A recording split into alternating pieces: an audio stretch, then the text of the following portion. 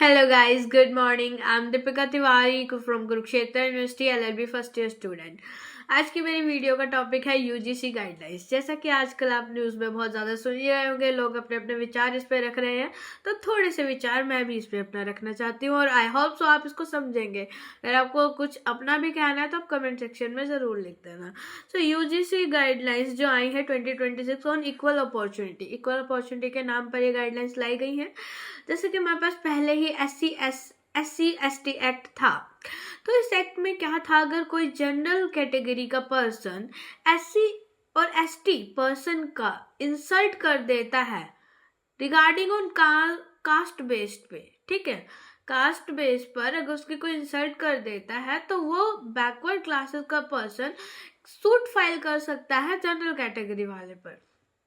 तो ये ठीक था, अच्छा था, होना चाहिए। अगर उन्हें लगता है कि आज भी हमारे साथ गलत हो रहा है तो ये रूल होने चाहिए, ठीक है। बट अब इसमें कुछ एडिट कर दिया गया है। अब इसमें क्या कर दिया गया, क्लोज 3 में जो डेफिनेशंस का क्लोज 3 है उसमें OBC was also added. OBCs भी ऐड कर दी गई है। पहले ओबीसीज को राइट नहीं था बट सूट फाइल करने का against to general category, but अब ओबीसीज के पास भी राइट है। बट इसका मतलब ये नहीं है कि मुंह उठा के किसी पे भी हम केस कर देंगे, तो परफेक्ट प्रूफ होना चाहिए आपके पास।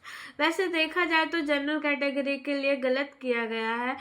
अब इन्होंने रख दिया कि जनरल कैटेगरी के साथ तो डिस्क्रिमिनेशन हो ही नहीं सकता। भाई क्यों नहीं हो सकता, जनरल कैटेगरी वाला भी तो इंसान है, उसके साथ डिस्क्रिमिनेशन क्यों नहीं हो सकता, करते हैं लोग। आपको नहीं पता, इंडिया में जनरल पॉपुलेशन ओनली 18% है, बाकी सारी अदर कास्टेज हैं, उनको प्रायोरिटी दो। मैं ये नहीं कह रही कि आप सिर्फ SC/ST को ही दो, सबको प्रायोरिटी दो। रिजर्वेशन देना है तो इकोनॉमिक बेस पर दो, कास्ट बेस पर क्यों दे रहे हो। पहले तो आप बोलते हो आपको इक्वालिटी चाहिए, इक्वालिटी चाहिए तो आप रिजर्वेशन क्यों मांग रहे हो। चलो आपको रिजर्वेशन दे दिया, फिर आपको और भी फैसिलिटीज चाहिए। अब IAS एक इतना, कितनी बड़ी पोस्ट होती है IAS। एक IAS का बयान आता है कि ब्राह्मण लोग अपनी बेटियां दलितों के घर भेजें, दलितों के लड़कों से शादी करें।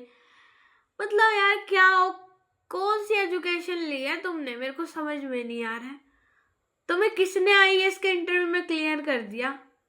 जब तुम्हारी सोच इतनी गंदी है, तुम सुधारोगे देश, तुम इतनी बड़ी पोस्ट पर बैठे हो।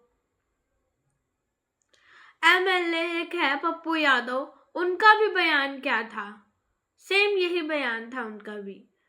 मतलब पॉलिटिकल जो लीडर्स हैं उनके ऐसे ऐसे बयान आ रहे हैं, तो हम आम जनता क्या करे। आम जनता का क्या है यहाँ पे भाई। देखो इनका तो, जितने भी पॉलिटिकल लीडर्स हैं सबके जो बच्चे हैं फॉरेन में सेटल्ड हैं, कोई भी कास्ट का हो उसके बच्चे फॉरेन में हैं। आप खुद देख लो, सोशल मीडिया आपके पास है। और जो बची आम जनता उनको आपस में क्यों भिड़ा रहे हो, ताकि ये भी लड़े मरे। गलत है ये। आपको एकता बढ़ानी चाहिए। पहले हिंदू मुस्लिम में बांट रहे हो, अब जाति करके बांट रहे हो। अब एक रिपोर्ट है, मैंने सर्च करा है, अप्रैल 2019 से लेकर के मार्च 2024, इन 5 सालों के बीच में टोटल 1160 केसेस रिपोर्ट हुए हैं एजुकेशनल इंस्टीट्यूट में बेस्ड ऑन कास्ट डिस्क्रिमिनेशन को लेकर के। 1160 केस रिपोर्ट हुए हैं 5 सालों में, और टोटल एजुकेशनल इंस्टीट्यूट कितने हैं, 704। अगर इनका रेशो निकाला जाए तो 1.6 निकलता है। मतलब 5 सालों में किसी इंस्टीट्यूट में एक आधा केस आया है। अब ये कोई सीरियस नहीं है, इतने केस नहीं आ रहे हैं कंट्रोल में। देखो हम भी यहाँ रह रहे हैं, सबके साथ मेल जोल है, हमारे दोस्त हर एक कास्ट के हैं, हमारे दोस्त, हम साथ में बैठते हैं, साथ में खाते हैं, साथ में पढ़ते हैं, कोई डिस्क्रिमिनेशन नहीं। पर फिर भी देखा जाए तो फीस में हमारी डिस्क्रिमिनेशन है। हम फीस ज्यादा दे, जनरल कैटेगरी वाले फीस ज्यादा दे रहे हैं, SC/ST फीस कम दे रहे हैं। एजुकेशन सबको समान मिल रही है। गलत तो है ना, बुरा तो लगेगा, बुरा तो सरकार डाल कर रही है। सरकार मतभेद पैदा कर रही है, हम नहीं पैदा कर रहे हैं। वही फॉर्म की जहां हमारी 1000 लग रही है उनकी 300 लग रही है, तो हमें तो दुख होगा। बाद में फिर कहते हो हमारे साथ भेदभाव। भेदभाव तुम हमारे साथ कर रहे हो यार। तो मेरे हिसाब से इस पे गाइडलाइंस लाने की सॉरी इस पे गाइडलाइंस लाने की कोई जरूरत नहीं थी। गाइडलाइंस लानी है तो रेप जैसे केसों पर लाओ। जो अगर रिपोर्ट निकाला जाए इंडिया का, तो हर 5 मिनट में एक रेप होता है इंडिया में।